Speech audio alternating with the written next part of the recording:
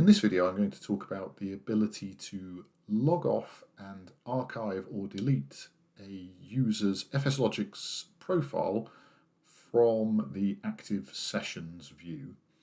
And this builds upon the functionality that we introduced recently, whereby administrators could find an FSLogix profile within an Azure file share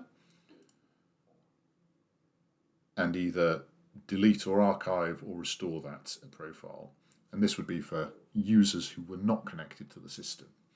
We've enhanced this in the Nerdio Manager for Enterprise 4.6 release by allowing administrators the option to manage an active user session by logging off and deleting or logging off and archiving that user's profile.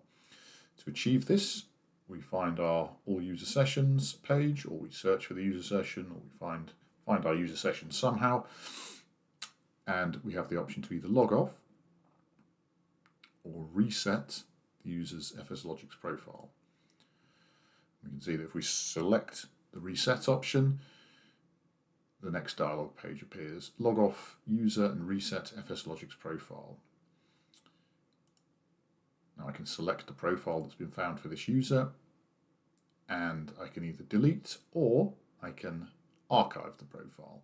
If I simply want to validate that there's a problem with the profile but I don't want to instantly remove it, I can archive and test again and see if the user still experiences the same issue.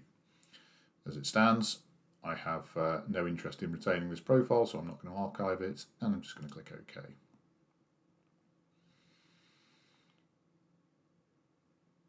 The process begins.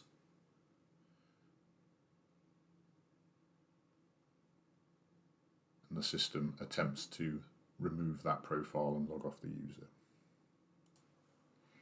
And we can now see that the process is completed. We can review the details. User was logged off. Successful operations 1, and we deleted from the file share. I hope this video has been useful. Thank you for your time, and we'll see you again.